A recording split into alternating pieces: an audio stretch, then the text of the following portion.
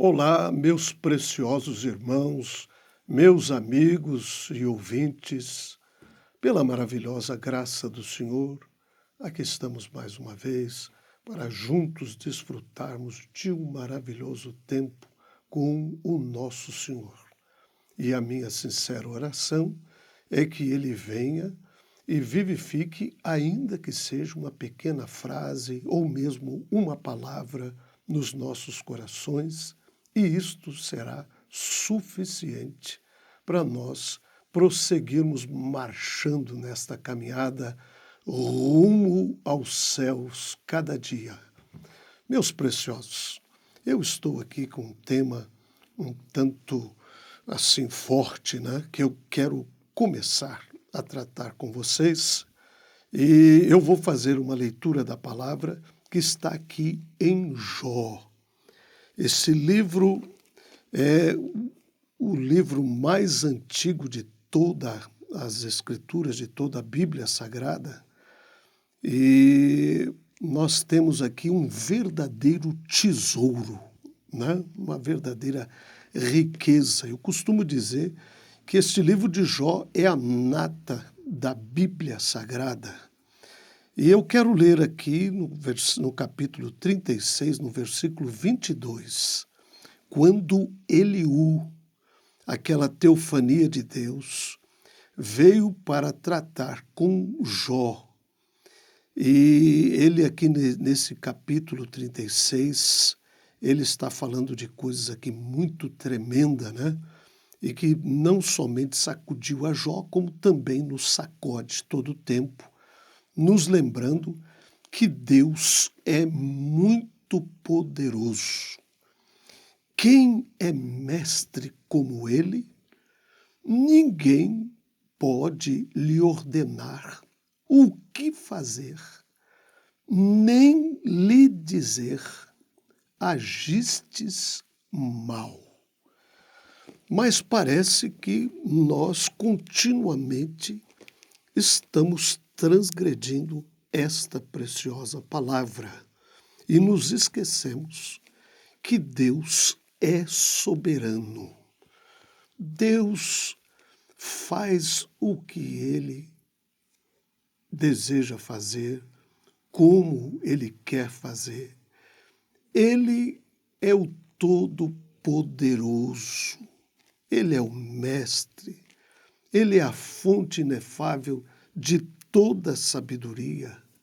E quem somos nós para lhe ordenarmos ou lhe ordenarmos o que quer que seja? Nós estamos aqui e devemos estar todo o tempo passivos, né? A sua vontade, o seu plano. Porque se existe alguém que verdadeiramente sabe o que faz, este é Deus. Deus.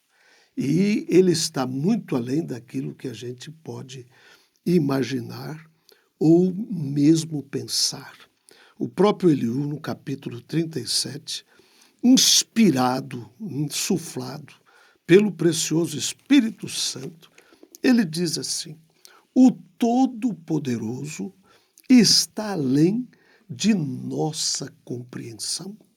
Apesar do seu grande poder, a ninguém oprime em sua justiça e retidão. Ele é justo, ele é santo, ele sabe verdadeiramente como fazer as coisas. O triste é que nós nos encontramos muitas das vezes as pessoas questionando a Deus. Mas quem somos nós para questioná-lo? Lá na frente, ele pede para Jó se cingir, que ele vai descer, e ele desceu num torvelim, e perguntou para ele: quem é este que está me questionando? Então, nós deveríamos parar um pouco, né, para refletirmos acerca da grandiosidade do nosso Deus. E devemos nos lembrar que não é Deus quem tem que se enquadrar conosco. Somos nós quem temos que nos enquadrarmos com Ele. Ou seja, nós não estamos aqui para que venhamos fazer aquilo que a gente acha que deve ser feito, o que devemos fazer. Nós estamos aqui com um propósito e nós devemos cada dia buscar este verdadeiro plano de Deus para as nossas vidas e estarmos verdadeiramente rendidos e abnegados à sua vontade. E há poucos dias eu estive vendo algo que realmente me chocou. Pessoas que se dizem tão inteligentes, pessoas que se dizem tão cultas, com suas ações questionando a Deus. E eu fiquei intrigado com aquilo, porque por mais que nós achemos que somos alguma coisa, e quando nós começamos a nos sentirmos dessa maneira, isso é muito ruim, porque logo o coração começa a se exaltar. E a Bíblia diz que aqueles que se exaltam serão humilhados. Então é muito ruim a gente se esquecer de que a gente aqui não é nada, de que a gente aqui não sabe de nada, por mais que nós achemos que entendemos alguma coisa, nós ainda estamos muito aquém. É por isso que a Bíblia nos diz que os nossos caminhos não são os caminhos do Senhor, que os nossos pensamentos não são os pensamentos do Senhor. É óbvio, Deus é infinito, meus preciosos irmãos. Deus está muito além, por mais que você tenha adquirido conhecimento aqui por sobre a face da terra, isso não é nada, isso não passa de uma grande imundícia diante do Senhor. E Deus nos mostra através de um profeta que Ele nos enviou nesta última hora, neste último tempo, irmãos. E nem com isto Ele mudou em qualquer ocasião, em qualquer tempo, a sua maneira de agir, a sua maneira de operar. Ele tem estabelecido formas pelas quais agir. E aquilo está estabelecido. Nós não podemos, de forma alguma, mudar o que ele tem estabelecido. E ele diz aqui, por que tiveram que ser pastores, é uma das mensagens que ele pregou, inclusive numa ocasião de Natal. E ele diz aqui no parágrafo 47 que a grande sabedoria do Pai faz com que a sabedoria do homem seja tão tonta. Então, para Deus, a nossa sabedoria é tonteria. Esta é a pura verdade. Ele chega a um lugar onde ele faz com que o homem se sinta tão envergonhado de si mesmo que ele não seja suficientemente humilde ou suficientemente grande para admitir que ele está errado. O que acontece na maioria das vezes é que nós temos um entendimento acerca de tudo. Foi por isso que Salomão, em toda a sua sabedoria, ele tem algo que ele nos diz ali em Provérbios, que nós não devemos, em tempo algum, nos estribarmos no nosso próprio entendimento acerca de Deus, acerca das coisas do Senhor. Nós não podemos estar estribados. E este é o grande problema, que nós nos estribamos no nosso próprio entendimento e achamos que tudo tem que ser ou tem que vir da forma com que nós achamos, da forma com que nós pensamos. E não é assim que as coisas funcionam com Deus. Acabamos de ver que os nossos caminhos são um e os caminhos do Senhor são outros. Os nossos pensamentos são um e os pensamentos do Senhor são outros. Os caminhos do Senhor são muito mais elevados. Os pensamentos do Senhor estão muito além do que o que nós podemos pensar ou mesmo imaginar. Portanto, o mensageiro diz assim: não importa o quanto Deus venha e prove que a sua palavra é a verdade e que ele está simplesmente cumprindo com cada ponto, com cada versículo da sua palavra. Mas, todavia, o homem continuará crendo que essa sua sabedoria é tão superior à sabedoria de Deus. E isto por quê? Porque não veio de acordo com o que ele acha, não veio de acordo com aquilo com que ele pensa. Então, esta tem sido a verdade em todas as eras, em todos os tempos, nós encontramos isto se repetindo o tempo todo.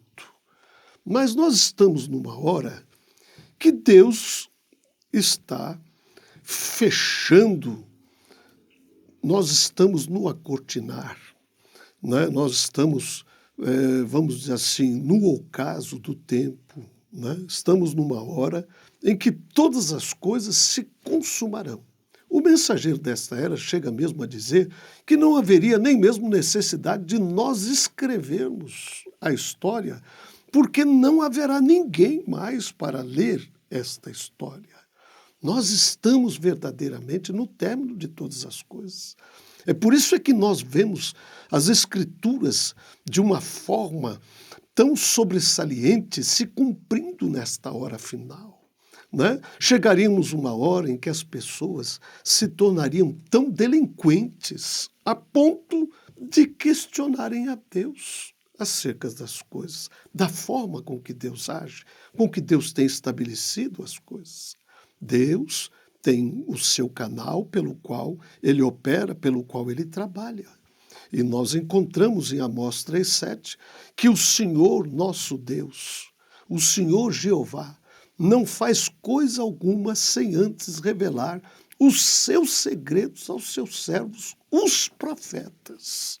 Deus estabeleceu isto, meus amados. E ele, em tempo algum, mudará isto. Por mais que você não esteja de acordo, por mais que você pense que não seja desta forma, é esta forma que Deus estabeleceu. A sua palavra é Deus e ela é Ele. E se você quer saber, você tem que vir e olhar para a sua palavra. E isto está estabelecido. Existe um fato aqui muito interessante que eu quero repartir com vocês aqui. Houve uma ocasião em que Deus enviou o seu profeta, o profeta Isaías, para Ezequias, o rei Ezequias. E ele saiu com uma palavra e foi até o rei, e chegando diante do rei, ele disse: olha, o rei, eu estou aqui, né? Foi o Senhor quem me mandou aqui para te dizer que é para você colocar a sua casa em ordem, porque o seu tempo acabou. Esta era a palavra de Deus para Ezequias. Mas nós encontramos que aquele rei era um homem muito temente a Deus. Era um homem pio. E diz a Bíblia que ele voltou o seu rosto para a parede e foi falar com Deus, conversou com Deus. e disse a ele: Senhor, eu preciso de mais tempo. Eu tenho ainda tantas coisas para fazer, eu tenho tantas coisas para colocar em ordem. O senhor poderia me dar mais um tempo? E ele estava cometido de uma doença mortal. Quem sabe, provavelmente fosse um câncer, alguma coisa assim. E ali o profeta de Deus veio com a palavra: assim diz o Senhor, coloca sua casa em ordem, porque o seu tempo acabou. E ele então pediu um pouquinho mais de tempo para o Senhor. O que teria sido muito melhor Deus não ter lhe dado aquele tempo, porque nós sabemos que Deus lhe deu aquele tempo e depois ele se apostatou, ou seja, deixou a sua posição de um verdadeiro rei, de um verdadeiro homem, né, íntegro. Mas não vem o caso. O que eu quero chamar a atenção de vocês é para este fato. Ezequias estava conversando com Deus, pedindo a Deus mais tempo. Deus poderia ter falado com ele: eu vou te dar mais tempo, Ezequias. Aliás, eu vou acrescentar aos seus dias mais 15 anos. Este será o tempo. E eu vou também fazer um emplasto aqui de folha de figo, e nós vamos colocar isso por sobre esta úlcera que está aí, e você vai ser completamente curado, né, sarado, e tudo estará resolvido. Ele poderia, Deus poderia. Ezequias estava falando com ele, e a Bíblia diz que ele falava com Deus face a face. Né? Mas por que é que Deus não falou? Porque Deus, meus queridos, ele tinha uma via estabelecida que era o seu profeta. Deus chamou o seu profeta antes mesmo dele sair do palácio e disse para ele assim: olha, você vai voltar lá e vai dizer para Ezequias que eu tenho ouvido a sua oração e que eu vou acrescentar mais 15 anos de vida para ele. E você vai fazer um emplasto dessa folha de figo e ele vai ser completamente curado e vai ter esse tempo. Eu vou dar esse tempo a ele. Então vocês estão notando, meus queridos, isso aqui é muito sobressaliente para mim. Porque Deus poderia ter feito, mas ele tinha um outro canal pelo qual ele estava operando. Então Deus estabeleceu o canal pelo qual ele trabalha, pelo qual ele opera. E ele não vai fazer diferente disso em ocasião alguma. Ele sempre agirá da mesma forma. Por quê? Porque ele tinha uma maneira ordenada para fazer aquilo. E eu quero te dizer uma coisa: nós não somos ninguém para lhe dizer como fazê-lo. Por quê? Porque ele é soberano, meus amados. Deus é soberano. Deus faz do jeito que ele deseja fazer.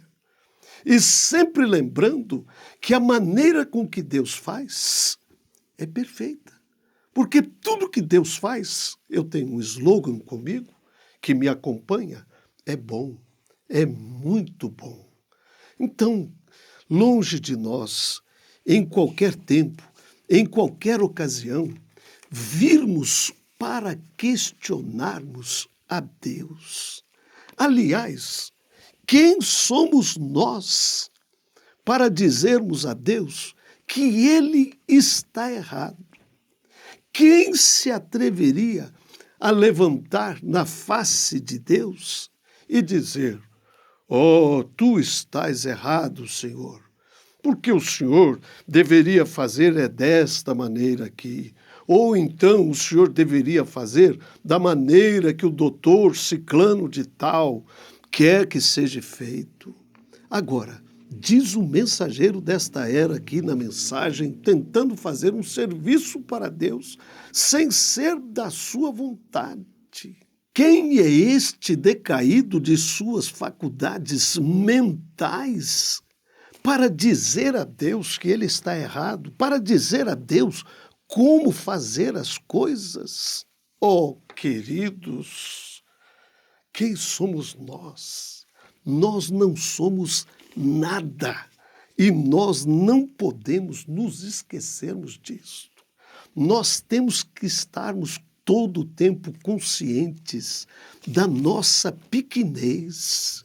E você que se acha tão grande, você que se acha tão sábio, por que você não pega e coloca o seu dedo dentro de um tanque cheio de água e depois você tira e depois você me diz aonde é que foi que você havia colocado o seu dedo?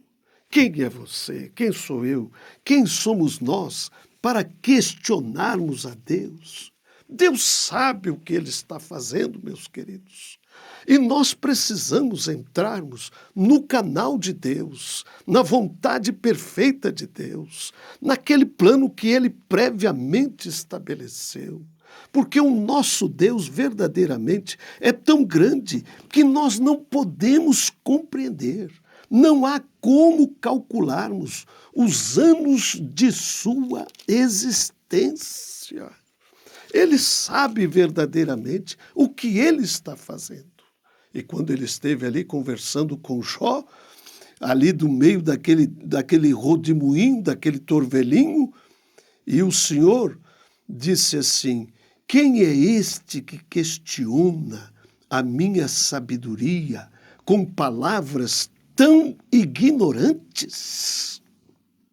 E ele diz assim: aonde é que você estava quando eu lancei os fundamentos do mundo?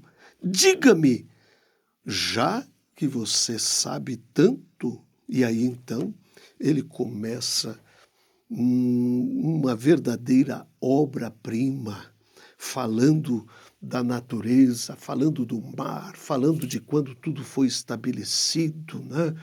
E coisas que são simplesmente extraordinárias e que verdadeiramente está além do nosso entendimento. Agora,